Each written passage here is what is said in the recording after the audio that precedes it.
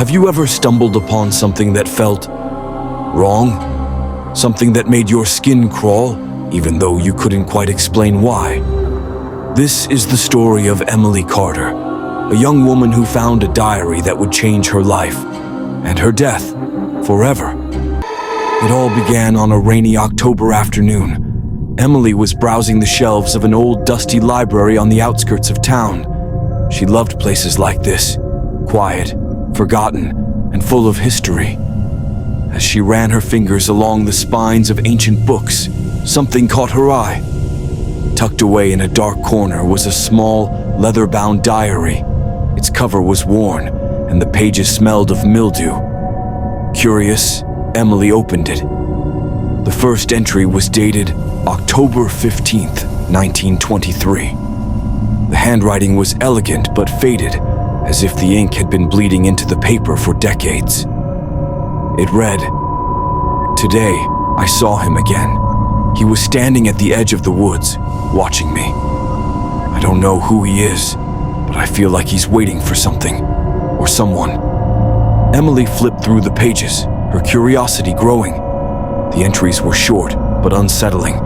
They spoke of strange occurrences, whispers in the night, shadows that moved on their own, and a man who always seemed to be watching from a distance. The last entry sent a chill down her spine. "I don't have much time left. He's coming for me. If you're reading this, be careful. He's real, and he's coming for you too." Emily laughed it off at first. It was just an old diary, right? Probably written by someone with an overactive imagination. But as the days went by, strange things began to happen. She started hearing whispers in her apartment, soft, indistinct murmurs that seemed to come from nowhere. Shadows would flicker in the corner of her eye, but when she turned to look, there was nothing there. One night, Emily woke up to the sound of footsteps in her hallway. Her heart raced as she grabbed her phone, its dim light barely illuminating the room. She crept to her bedroom door and slowly opened it.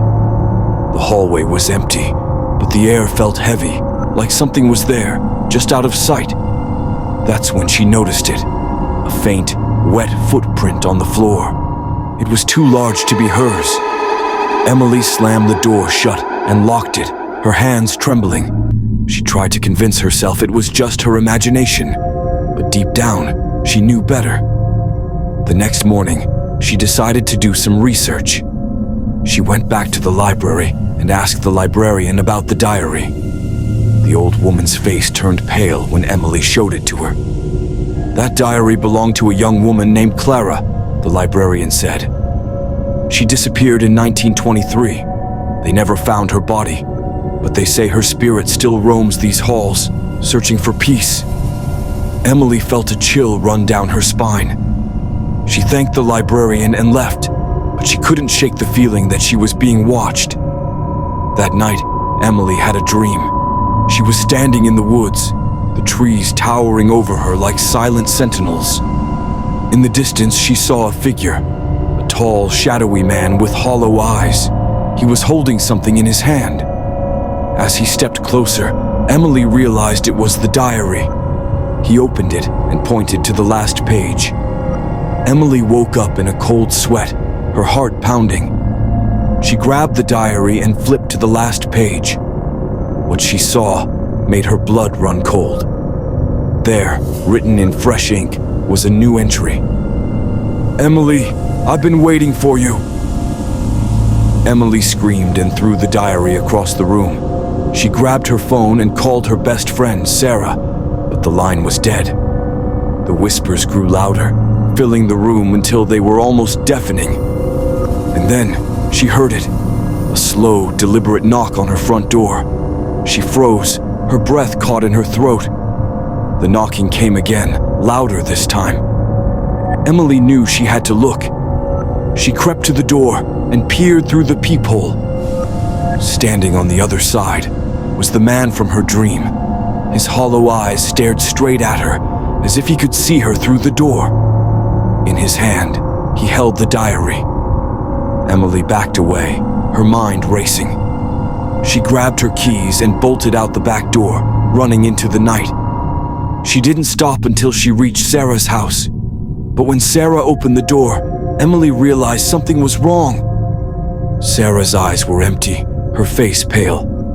She smiled, a cold, unnatural smile, and said, "He's been waiting for you, Emily." Before Emily could react, Sarah stepped aside, revealing the man standing behind her. Emily tried to run, but it was too late. The last thing she saw was the diary, its pages fluttering open as the man reached for her. The next morning, Emily's apartment was empty. The diary was gone, and so was she. The police searched for weeks, but they never found a trace. Some say she's still out there, running from the man in the shadows. Others say she's joined him, her story forever etched in the pages of the forgotten diary. So the next time you find something old and forgotten, think twice before you open it.